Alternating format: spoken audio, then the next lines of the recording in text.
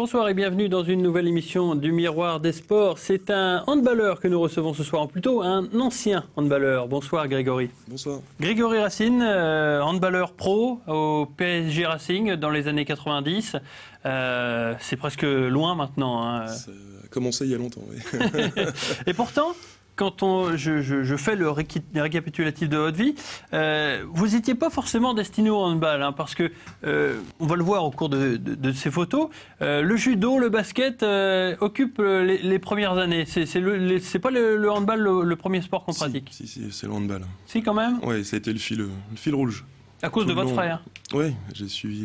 Ouais, c'est le frère d'abord, Samuel, qui lui pratique le handball. Tout à fait. Et un bon petit frère, j'ai voulu suivre.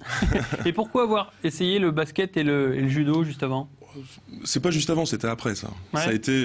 Entre deux? Oui, c'était mélangé plutôt. J'ai toujours fait du hand en fait. Ouais. Il y a toujours eu le hand, il y a eu d'autres sports en plus, ouais. Parce que j'aimais le sport en général. Il y a un besoin de se dépenser. C'était, oui, la famille, on était très très sport. Oui. Ouais. C'était justement à cause de Samuel qui, lui, a glissé dans le handball.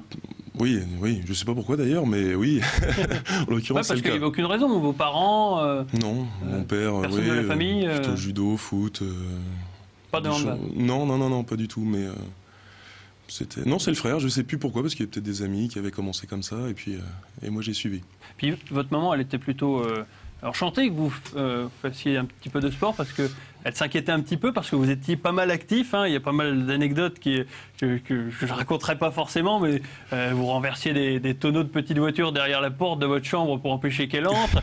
Il y a tout qui volait dans la maison, un tabouret qui volait dans la cuisine. Vous avez à peine 2 ans, vous faites voler un tabouret dans la cuisine. À cette époque-là, elle s'inquiétait un petit peu, votre maman, quand même. Hein. Elle vous a raconté tout ça. Oui. Il faudra qu'on discute après. Oui. Il paraît, oui, il paraît. Ouais, j'avais de l'énergie à dépenser, oui. Ouais. Par contre, vos parents, quand il s'agit de parler sport, ils sont tout de suite investis là-dedans. Il n'y a pas eu de souci. Ils ont été derrière vous assez facilement. Oui, tout à fait. Et puis, c'est vrai qu'ils ont été importants de toute façon. Alors qu'ils travaillaient beaucoup, c'est vrai qu'ils suivaient toujours, ils nous emmenaient. Enfin, ça a été vraiment, oui. Ça fait partie des choses importantes. Même plus tard, quand il y a eu donc l'étape handballeur professionnel, c'est même votre père qui a été téléphoné au PSG handball pour dire voilà, mon fils il est bon, prenez-le, quoi. Ça a commencé comme ça, oui. C'est extraordinaire, ça. Oui, il décroche son téléphone, prenez mon fils, il est bon. Oui, tout à fait. Pourtant, sans être la caricature du père qui veut absolument que son fils... C'était pas cette caricature-là... oui, j'imagine qu'il n'est pas allé comme ça. Mais oui, comme c'était par rapport à l'université, je devais aller sur Nanterre, et puis pour lui, Nanterre, PSG, voilà. La liaison est vite faite. Je l'aurais peut-être pas eu, moi, mais lui, il l'a eu, et du coup, il m'a proposé. Ça vous a rendu un voilà, oui. Mais juste avant le PSG, il y a quand même eu les années troyennes, puisque vous avez notamment donné pas mal de choses au PL3 ou PLASS, puisqu'il y a eu des ententes à cette époque-là. C'est vrai que ça a compté dans votre vie. Ah oui, tout à fait. Au départ, c'était l'ASS, c'était Sainte-Savine, et puis ensuite, l'entente avec le PL, dont une dernière année très sympathique, où j'étais en sport-études à Reims et on jouait en préfédéral. C'était très bonnes années avec des gens... Vous êtes le numéro 14, on l'a vu là, avec à vos côtés, sur votre gauche, Nicolas Albert Brunet, qui est parti depuis, mais qui a été une cheville ouvrière du TOS longtemps. Et à côté, c'est qui là, le gardien avec les cheveux? William Sanson. Qui joue toujours. Qui joue toujours au TOS. L'indéboulonnable. Justement, il y a une tradition dans cette émission, alors qu'on vous voit encore un petit peu plus jeune là, il y a une tradition dans cette émission, c'est celle d'accueillir un invité mystère par téléphone. Peut-être que cet invité mystère vous a connu au temps de l'ASS, du PL ou peut-être même du TOS. Hein. On va l'accueillir. Bonsoir, invité mystère. S'il est avec nous, il dort peut-être. Invité mystère. Alors, est-il avec nous? Non, il n'est pas avec nous. Il viendra plus tard. Donc, on l'a dit, il y a les années PLASS. Vous débarquez au PSG, et là, le PSG, c'est notre planète. Oui, c'est des gens qu'on voit plutôt à la télé avant. Vous partez dans l'idée déjà d'être handballeur professionnel? Non, jamais, non. Non, ça n'a jamais été Non, puisque ça vraiment s'est tombé comme ça avec l'histoire avec mon père, donc ça n'a jamais été un but Pour ou l'instant, une idée. c'était une opportunité. Vous allez à l'université à Nanterre. Qu'est-ce que vous faites à Nanterre d'ailleurs? Des études en STAPS pour faire prof de PS. Ouais. Et parce que vous veniez de Reims, justement. Voilà, j'avais fait une année sport-études à Reims. Vous vous retrouvez à Nanterre. Voilà, tout à fait. Et là, vous débutez sous le maillot du PSG. Comment ça se passe? Plutôt bien, c'était avec les jeunes, avec les espoirs. Donc c'était assez dur, ça rigolait pas avec un entraîneur très très dur à l'époque. Et puis on s'entraînait de temps en temps avec l'équipe pro, on s'adaptait, des fois on jouait avec eux. Et j'ai fait mon premier match, moi, fin d'année avec les pros en Coupe de France sur la première année. Donc oui, c'est un peu bizarre parce qu'on voit des gens vraiment... J'avais vu au JO de Barcelone, des choses comme ça. Enfin, les Barjots. Voilà, les Barjots, il y avait Latou, il y avait des gens comme ça. Tout à fait. Donc, l'impression de tomber sur une autre planète, ouais, c'est un peu bizarre. On en prend plein les yeux, ça c'est clair. On va mettre de côté un petit peu le PSG, on va y revenir parce que notre invité mystère, on l'a retrouvé par téléphone. Il est avec nous normalement. Bonsoir invité mystère. Bonsoir. Vous l'avez bien connu, Grégory, au cours des saisons PL, ASS?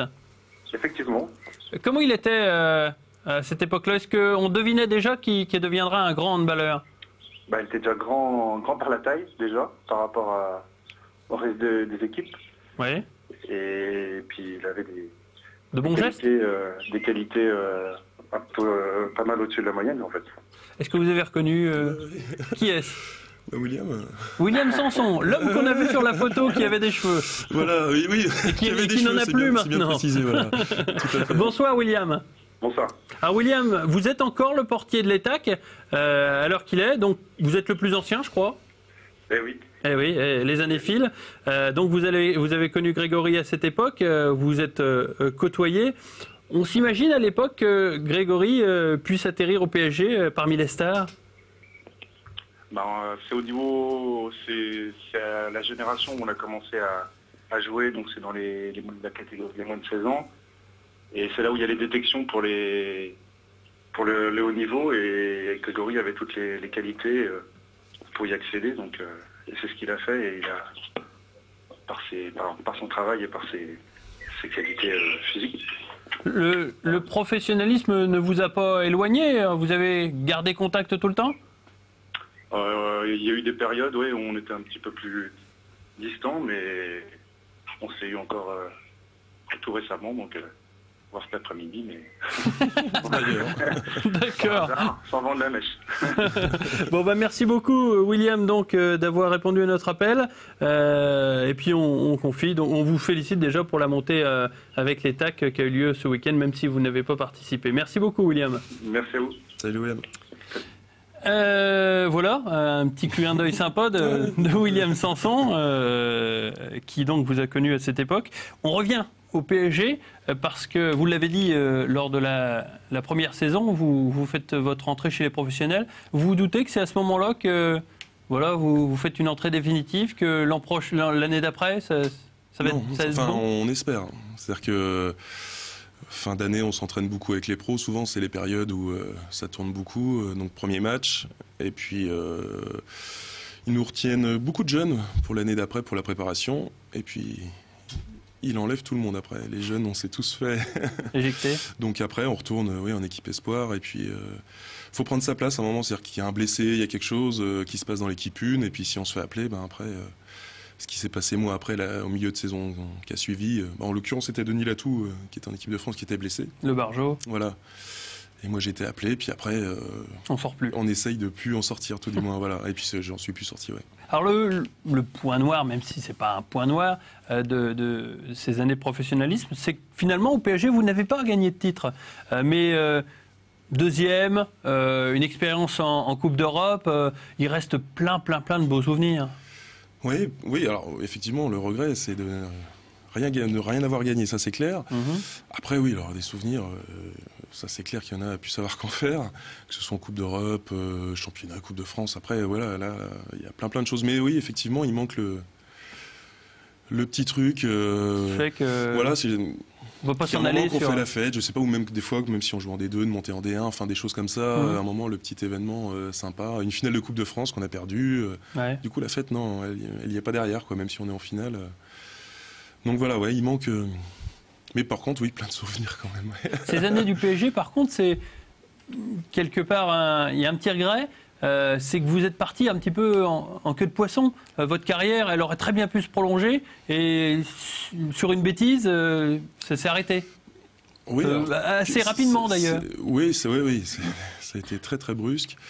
Ouais, je venais de re-signer 2 ans et puis j'ai eu un accrochage avec l'entraîneur et puis ça a été le déclic. Entraîneur yougoslave à l'époque. Oui, Borogolic et puis. Enfin, s'il y a eu le déclic, c'est que c'était déjà quand même réfléchi avant avec ma femme, on en avait déjà discuté quand même pas mal. Oui. Et puis c'est que c'était le moment et il fallait faire des choix et finalement ça tombait peut-être pas si mal que ça au bout du compte en fait. Mais vous avez quel âge à cette époque ? 28 ans. 28 ans, vous décidez d'arrêter votre carrière professionnelle ? Oui, tout à fait. On voit certains handballeurs arrêter à 35, 36. Ah oui, vous, oui, c'est réfléchi. Vous avez discuté avec votre femme. On en avait discuté déjà. On ne va pas jouer dans un autre club, c'est... Voilà. Oh non, moi j'étais vraiment... Enfin, j'aimais le club pour le coup. J'aimais le maillot. C'est vrai que j'ai fait qu'un club, c'était celui-là. Bon, sans parler de 3, bien évidemment. Ouais. Mais oui, non, il y avait l'amour du maillot quand même. Et puis, fallait... Il y a tout. Les matchs, c'est très sympathique, on joue, mais il y a tout le côté à côté. Les préparations, le physique, les choses comme ça. Les régimes. Par exemple aussi. Merci. Enfin, voilà, tout ce qu'on voit pas et les déplacements aussi beaucoup. Oui, notamment en Europe. Voilà, c'est ça, beaucoup en France, en Europe. Des quand on est jeune, j'étais pas vieux quand j'ai arrêté. En Ukraine ou en Serbie. Voilà, des choses. Voilà. Là, on voit plein de choses. Ouais, là, c'est très formateur. Beaucoup. C'est vrai que le hand, c'était beaucoup Yougoslavie, ex-Yougoslavie, pays de l'Est, pays du Nord. Là, pour le là, je me suis bien baladé. Ouais, Mais à la fin, non, il y a cette lassitude et puis oui, on en avait parlé et puis bon, il y a eu ce clash et puis ça a été un déclic. Ma femme finissait ses études, c'était le moment ou jamais de dire. Moi, mes parents me proposant de travailler avec eux parce que je m'arrêtais pas non plus. Pour rien. Comme ça, parce que oui, les études en l'occurrence à côté, je les avais arrêtées. Ouais. J'avais pas poursuivi et puis voilà, c'était le moment de faire des choix dans la vie.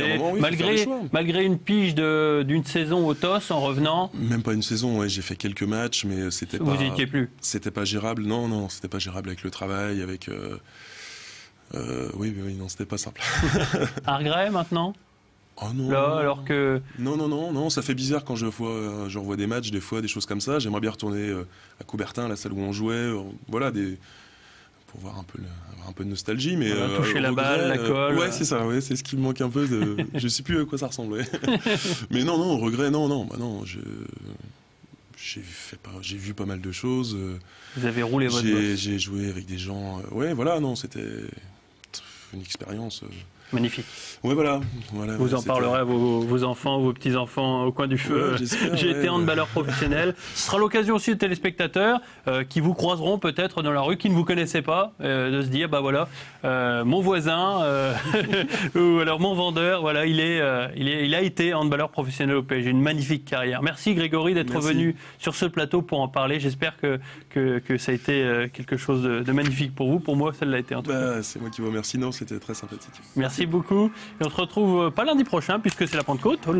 Et plutôt lundi d'après, donc avec Frédéric Adam notamment. Merci et à bientôt. À lundi prochain donc pour un nouveau Miroir des Sports. À très bientôt.